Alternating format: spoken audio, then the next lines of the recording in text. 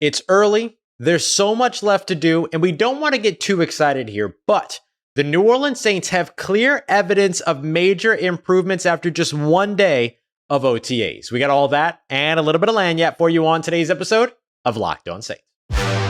You are Locked On Saints, your daily New Orleans Saints podcast. Part of the Locked On Podcast Network, your team every day.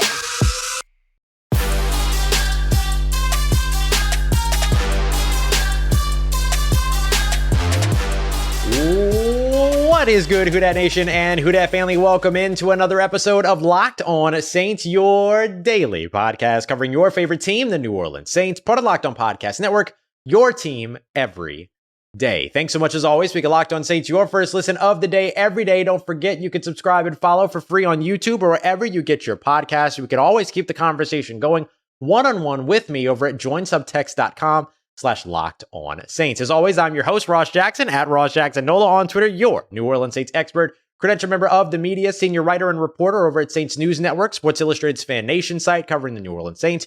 You can catch me every Tuesday on the Locked On NFL podcast and here with you every single Monday through Friday and then some on Locked On Saints. And on today's episode of Locked On Saints, we're continuing our look at New Orleans Saints' first day over at OTAs.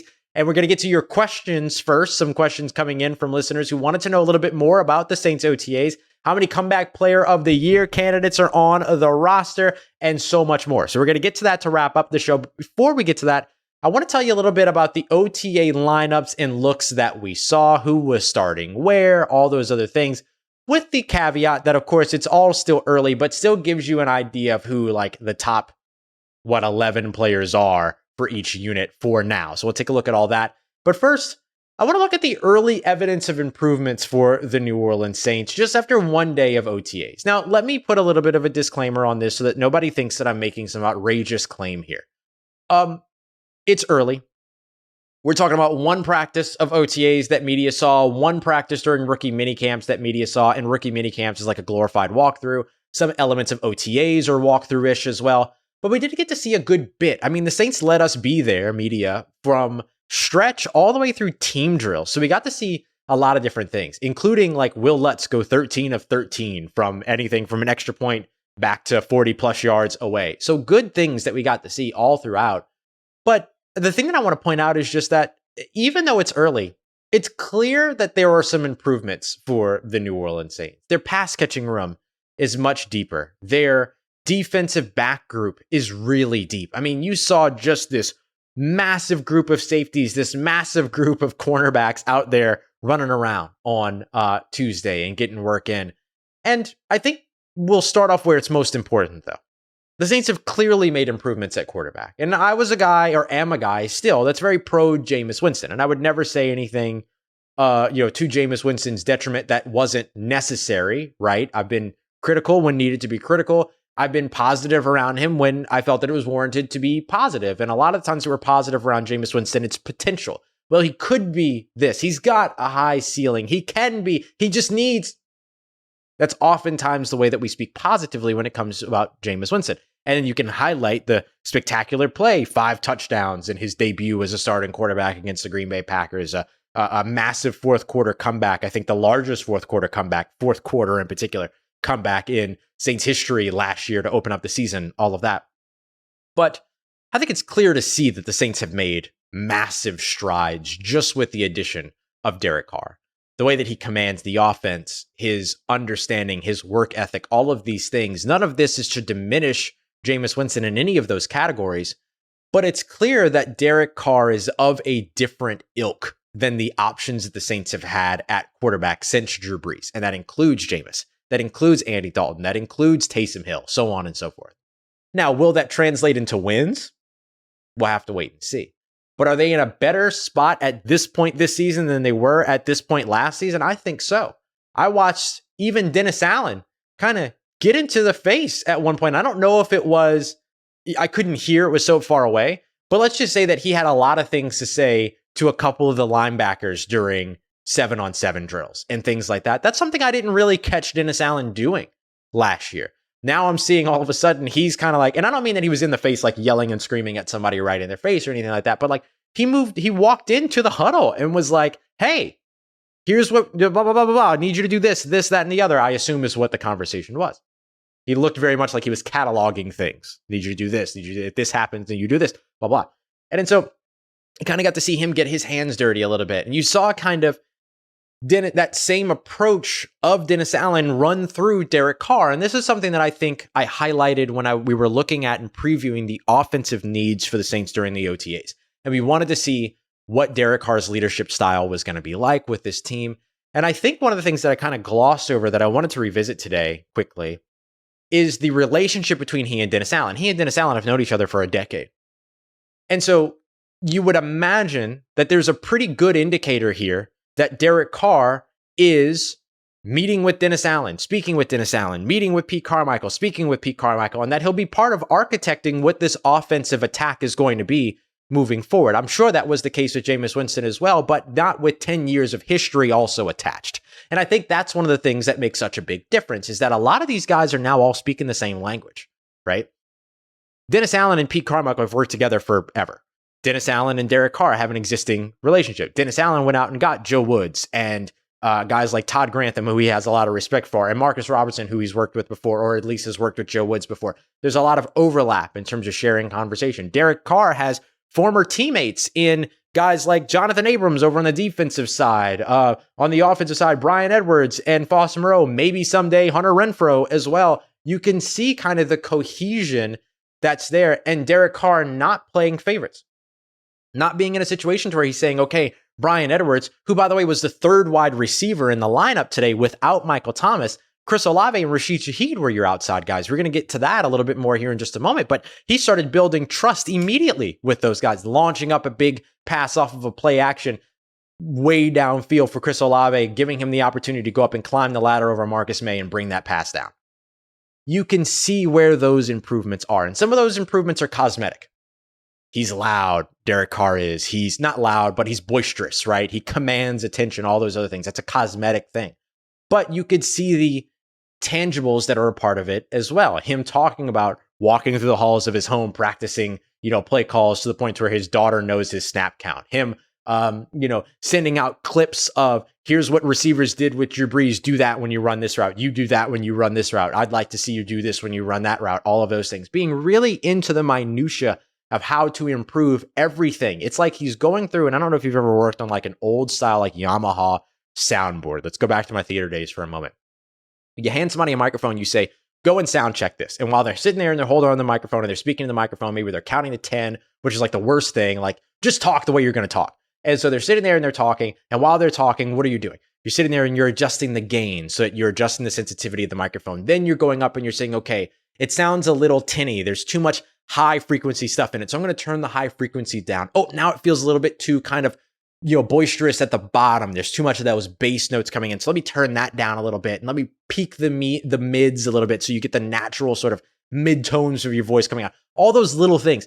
That's what it seems like you can see Derek Carr doing. These small, minute details, attention to detail, small adjustments, all this other stuff. And that's exactly what it is that Dennis Allen does on the defensive side and what has made the New Orleans Saints defense so good for so long. And now you're seeing it translated through a guy that knows everything that there is to know about the communication style of Dennis Allen, and it's all channeling through the quarterback. And I think that relationship being something that is so strong and that has 10 years of history, along with Derek Carr's skill set, dedication to the craft, all of that, it shows you immediately where the Saints have improved, along with just simply their improvements, quote unquote, on paper. Hashtag on paper to borrow from the Saints Twitter podcast, guys, who you should definitely go and check out like today.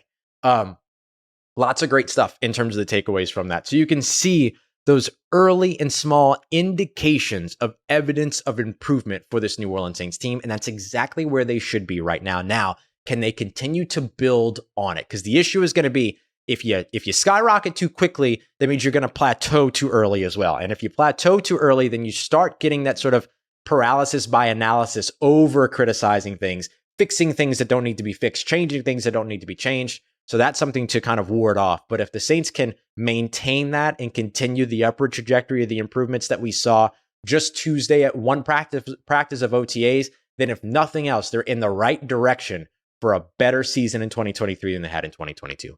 Coming up next, let me talk to you about the lineups that the Saints put out there. Who was starting at corner? Who was starting in the slot? Who was starting on the defensive line, offensive line, all that. We're going to break all of that down position by position as we continue on with today's episode of Locked On Saints, part of Locked On Podcast Network, your team every day.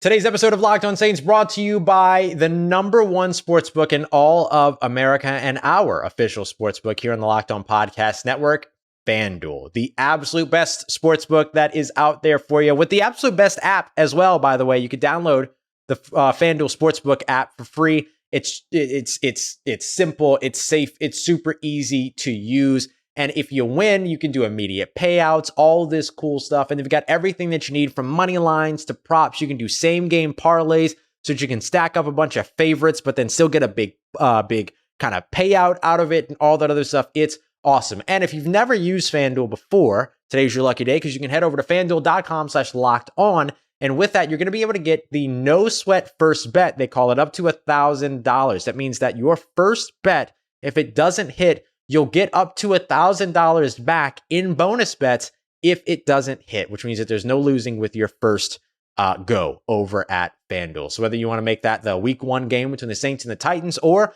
the potential game 4 sweep for the Miami Heat, there's a whole bunch for you to check out today over at FanDuel.com/lockedon, along with that no sweat first bet. FanDuel, make every moment more. All right, family, continuing on with today's episode of Locked On Saints. Appreciate you, as always, making Locked On Saints your first listen of the day, every day. All you everydayers out there, we'll be live again later on today, discussing more through OTAs, getting you more of the information that you need to know about the New Orleans Saints. It's news season, y'all. Lots of good stuff going on. We're going to break down a little bit of the performance and return of guys like Smoke Monday and DeMarco Jackson, some of the kind of injured guys that made their way back out to the field, and the guys that we didn't get an opportunity to see yet that we hope to see soon. So we're breaking all that down live on the Locked On Saints YouTube channel, and it will also be live wherever you get your podcast very, very soon after. All right, let's take a look at, for today's episode, where the Saints, or what the Saints starting lineups look like. Now, we should clarify real quick that there were, obviously missing players that were a part of this. Andres Pete, James Hurst, as well as Ryan Ramczyk, all not present on the offensive line. Cesar Ruiz present but not participating. So there was a whole new look offensive line for the New Orleans Saints. But let's start off, of course, with quarterback, your starting quarterback, Derek Carr. The wide receivers on the outside for the first team drills, and obviously some of these guys shuffled out and stuff like that. But your top 2 wide receivers on either side were Chris Olave and Rashid Shaheed, with Bryan Edwards being the third wide receiver to rotate in. You saw Jamaal Williams as the starting running back. He was present. And then the offensive line went as followed, going from left tackle to right tackle. Left tackle, Landon Young. Already messed it up. Left tackle, Landon Young. Left guard, Yasir Durant, who was with the team during the 2022 season as well. Jumped on a couple games into the year. Left for the birth of his young child, who's now 7 months old, and then made it back here and was with the team for the rest of the season and is now back for a second year. Starting center was Eric McCoy. Good to see him out there. Calvin Throckmorton was your right guard. Remember, Nick Saldiveri, the Saints offensive lineman that they selected at the top of day 3, was out with a calf injury, though Dennis Allen does expect him to be back for training camp. And then starting at right tackle with Ryan Ramczyk, out with Storm Norton. So the big highlight here is that is kind of the shuffle for Landon Young. Landon Young most often backing up Ryan Ramczyk over on the right side. This time we got to see him over at left guard. Not unusual to see Calvin Throckmorton at right guard. Sorry, Landon Young was playing left tackle. My apologies. But then Storm Norton, who is the guy that the Saints signed this offseason and brought in, has kind of been a career right tackle. So not surprising to see him there at right tackle. Gave Landon Young the opportunity to move over to the left side, which we haven't seen him do very much. Juwan Johnson and Foster Moreau were your 2 starting tight ends as well. And then Adam Prentice, I think, took a couple of snaps at fullback as well, because it's fullback season. Fullback is still alive here in New Orleans. So not a super surprising start in terms of what the offensive line looked like, what the Saints offense looked like in first team. You have to kind of imagine, okay, Michael Thomas is back. You plug Michael Thomas in. That makes Chris Olave wide receiver 2 on the Z flanker side. And then Rashid Shaheed probably becomes your primary third option, but then a matchup-based slot distribution between guys like Rashid Shaheed and potentially A.T. Perry and potentially Bryan Edwards and the other guys that make the roster behind the top 3 wide receivers. As for the offensive line, I think it's still pretty clear that Trevor Penning is your starting left tackle, that Andrus Peat is probably still your starting left guard, but we'll see about that over time. Eric McCoy, your starting center, with Cesar Ruiz and Ryan Ramczyk starting over on the right side. So nothing really big in terms of the shift there. Over on the defensive side, though, there is a little bit of more kind of interesting stuff going on, just simply based on the new look defensive line. And you had all the, like I mentioned in the live episode from yesterday, Cam Jordan was present.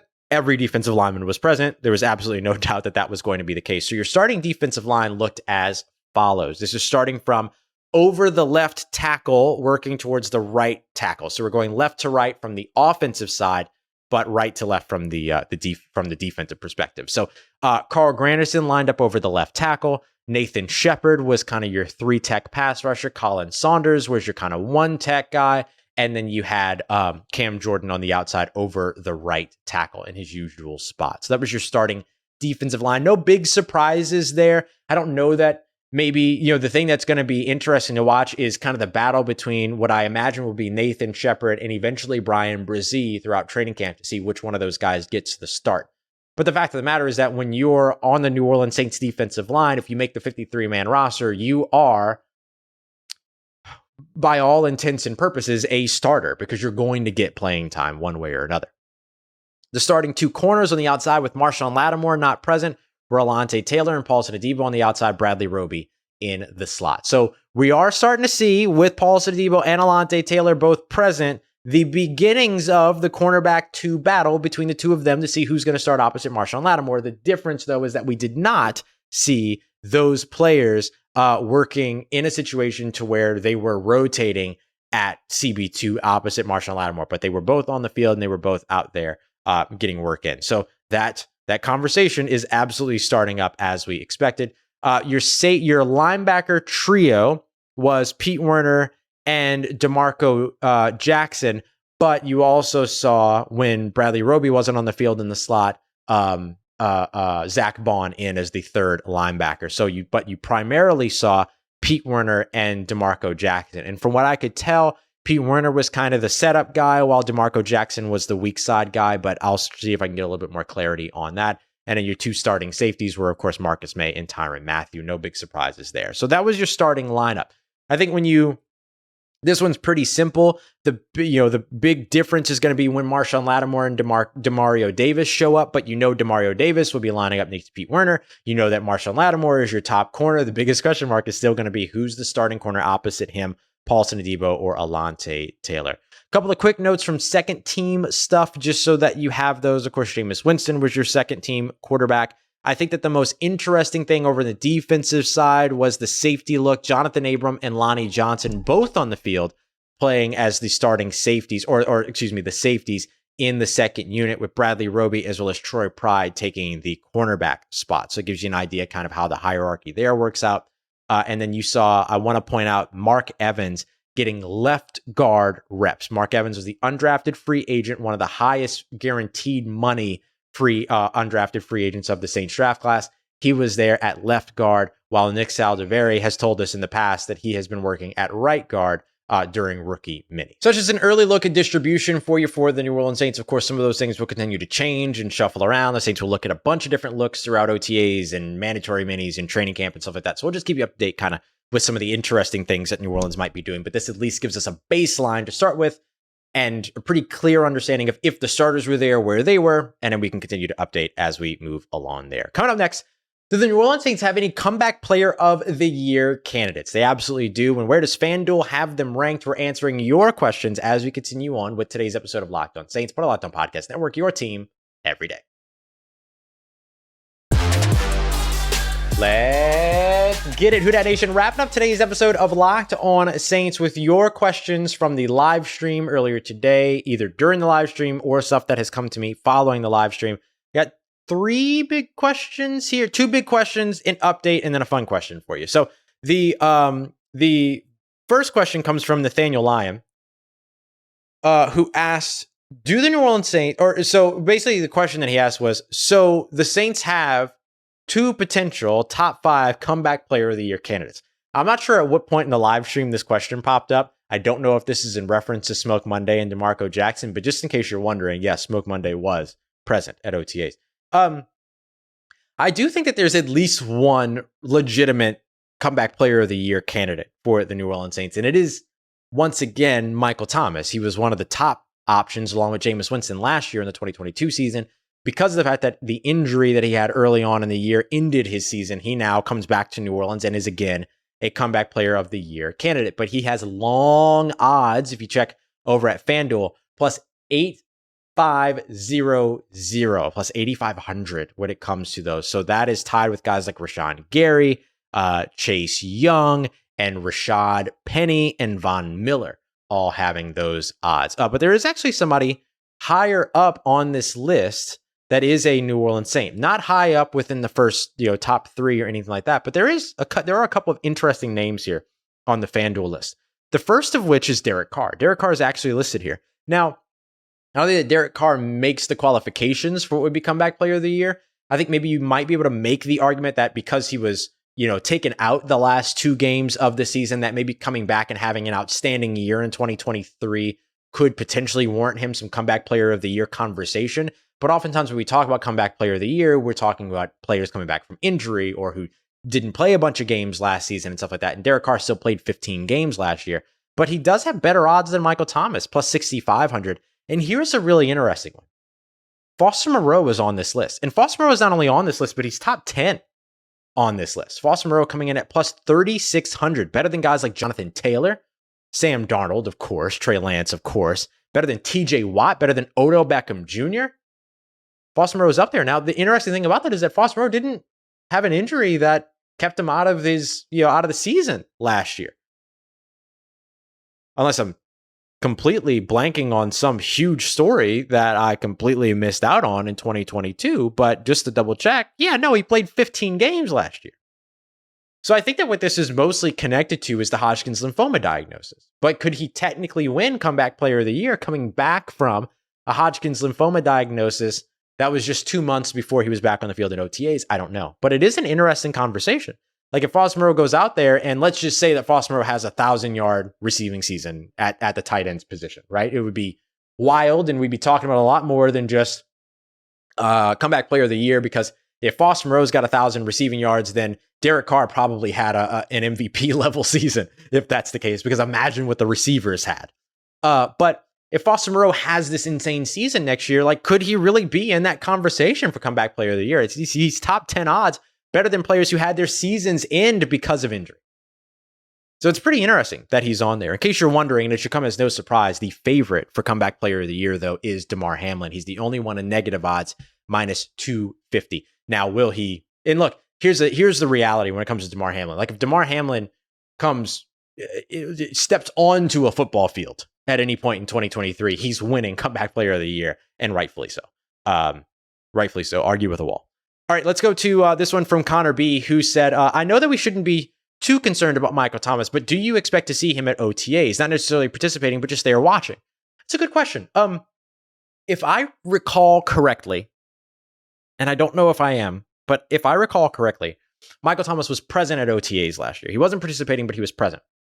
I do think that there's value in that. And I should say, too, you're absolutely right. We're not really concerned about Michael Thomas right now. He had the hardware taken out of his foot. He was out there jet skiing like 2 months ago and all this other stuff. He's clearly doing better. And we expect to see him at training camp. Dennis Allen says he's going to be good to go for training camp. He said that last year as well, that we would see him sooner rather than later. And we saw him day one out there, not only present, but he was out there running routes, catching passes, participating fully, all that other stuff. There's a good chance that happens again this year, even though you should expect a ramp up period for the receiver. But I do think that there is validity, at least in the idea that we could see him at OTAs at least present. And the point that I want to make here too is that there's a good chance that he's at the team facility and we just don't see him. He's just not out there during practice, but he is maybe doing the wide receiver room meetings, or he is, doing other things there or whatever. So if we don't see him at OTAs, I don't think it's the end of the world. We'll see if he's there at mandatory mini camps and stuff like that. But it certainly would be cool, for the Saints. I don't know if they care about anything being cool, but you know what I mean? Like it would be a positive thing for him to be present even if not participating, and just either onlooking or being a part of meetings and being the part of the classroom stuff and all of that. I think that there's value there for him, and there's value from the young wide receivers that could learn from him, or learn for him. From him. No, I said it right. Learn from him. All right, update for you real quick that I just think is a cool story, and I'm working on getting a little bit more detail on before I really dive into this. But so we will revisit this. But the Saints engaged and entered into an exclusive marketing deal with France, which I think is such a cool thing. And this was something that Gail Benson released a statement about, that they were really excited about being able to bring and being able to do all this cool stuff. But they now have exclusive international marketing rights in France. And it's a really, really cool situation. Gail Benson said, "We're excited for our club to be awarded France as a part of the NFL Global Markets Program. New Orleans and France have enjoyed a unique cultural connection for centuries, and we're excited about working with the NFL and our partners in France to grow the game of American football." Now, I think that there is, and they also get an opportunity to market their games in France and market the team in France and, all of that other stuff. So it also creates some investment opportunities and all this other things. It's pretty cool. So it's a cool thing. I'm working on figuring out exactly how the Saints are going to use this and how it impacts the team and all that. But one of the things that I have to imagine and project is that while this doesn't guarantee that there will ever be an NFL game in France, if ever there is, you have to imagine that the New Orleans Saints are number one on the list to be the team to play overseas in France. And that would be a pretty cool opportunity for New Orleans and for France, because there's a lot of Saints fans in France. There's a ton of Saints fans in France. One Google search, one Twitter search will absolutely show you that. And lastly, we have a question here from Bob Badeau, who asks, "Can we be best friends, Ross?" And Bob, the answer is yes. The answer is that we're already best friends.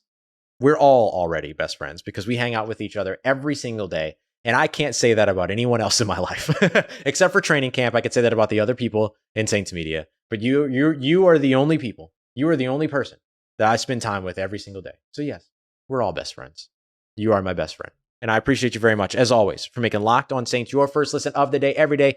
Don't forget to come back later on today. We're going to take a look at the players that are returning from injury and what their outlooks are, as well as the players that didn't make their way back out onto the field, but what their progress is. We're going to get to all that and much more in our live episode of Locked On Saints Wednesday afternoon. Appreciate you, as always, making me a part of your day, part of your routine, for saying yes to me and the show. As always, you can keep the conversation going with me one-on-one by heading over to joinsubtext.com/LockedOnSaints. And as always, if you see me, say hi. And if you need anything else around your New Orleans Saints in between these episodes, make sure you follow me on Twitter at Ross Jackson, NOLA. Hit me up. Let me know how the family's doing. Let me know how you're living. Let me know how you're momming them. And trust Who Dat Nation, I'll holla at you.